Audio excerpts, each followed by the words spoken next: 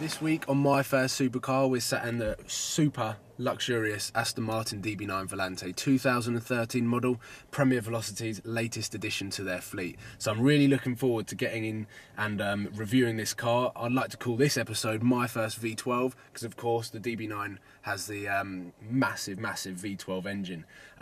First impressions of the interior, it's very luxurious and not much carbon, so you can tell that this is aimed more class and elegance rather than the racing and the performance side of, say, the 458 or the Lamborghinis. I've got the £600 worth key in my hand, made by Swarovski glass.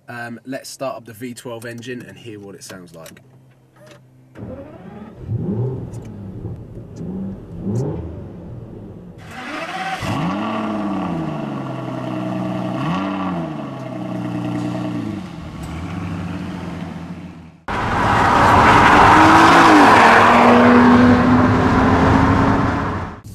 So we'll start the video. This is the first V12. Yeah, exactly. Hashtag V12. My first V12. My first Exactly. V12. Do you know what? It's my first a few things actually, this car, because I think in the lead up to this video, people have seen that this is the latest car to be added to the PV fleet. It is 2013 Aston Martin DB9 Volante. Yeah.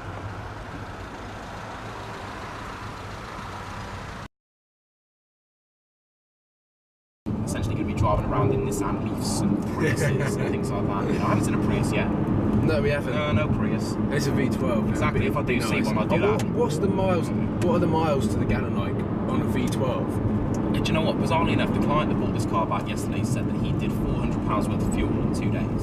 £400 worth of fuel. He did do quite a bit of driving, but I think he averaged about 9. 9 miles. So pretty similar to the SLS. Yeah, that kind of thing. Jesus. So you look at this place. So yeah, it's a wall of power. It just keeps coming. It really does. But then you need to remember that again, it's rear-wheel drive. So you know you can't be too much of an idiot. You can't take too many liberties with it. It's got a lot of torque, and I tell you what, Aston's have always had good front ends. That's what I've always liked about Astons. They never really kind of. It's a tiny little bit. It's not too bad. People in the way. But it's a comfortable drive. And a comfortable car to be sat in. And a really luxurious place to sit in.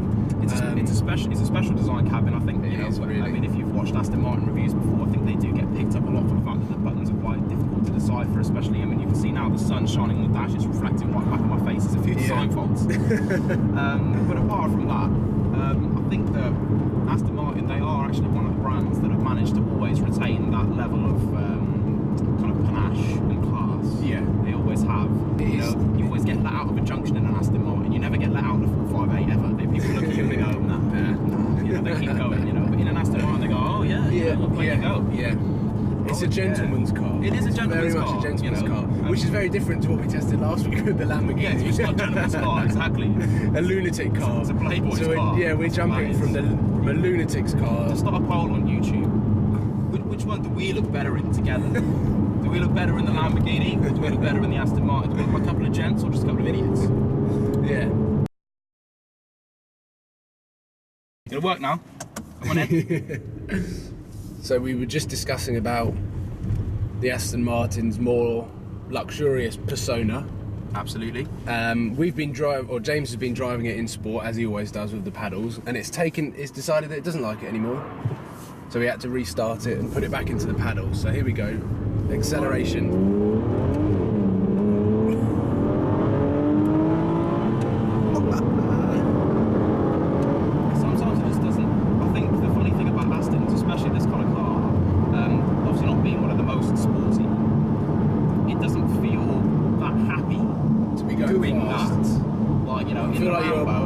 It's all kind of like I'm going to hit you when you change gear, and you know, I'm going to shout when when my valve's open, and then it's a kind of it looks at you and goes, really? Okay. If you must. Yeah, this car seems. I mean, just my first impressions of the DB9. It's certainly aimed towards. It's not really designed to go fast, even though it has a massive V12 engine at the front. Yeah. just doesn't feel like it's designed to go fast. It almost feels like it's doing a chore. Yeah, it does. When you push it a bit. Aston Martin, you know, they do recognise that the engine they build sounds good, and they put nice butterfly valves in the exhaust that people have been able to hear. So I think that this is actually going to be a good one. The Aston Martins have a fantastic sound, and before I even really knew what they were like to be in a car, driving, accelerating, I always said that Aston Martins look brilliant and sound brilliant, and really they should just be a statue in someone's garden. Yeah. Parked in someone's garden next to the stone fountain, and you start it up every now and again so you can hear the engine, because they're the best features about it from my perspective. So yeah, here we go. We've got a tunnel coming up. I'm not as excited as I was in the Lamborghini, but I still. Of course, but it's, no, I'm looking forward to it. Yeah. Since I've never driven this car yet, I want to know the valves. I want to know if it's louder than the old one. I think it's going to sound good. So the great thing is, as I said, you can do it in second because the gears are so big. It's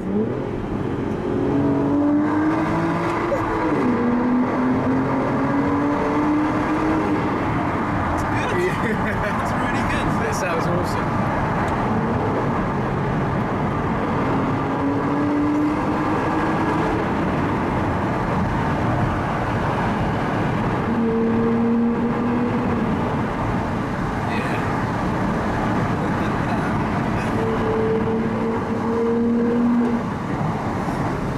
That's good. Yeah. That's a good noise. Yeah, we do like that noise. That is a good noise.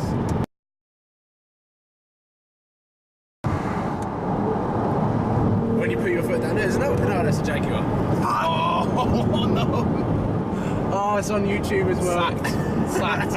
All sacked. I just thought that I'd spotted another Aston Martin, and it was a Jaguar XKR. That's such a car spotting faux pas. That is a car spotting. Yes.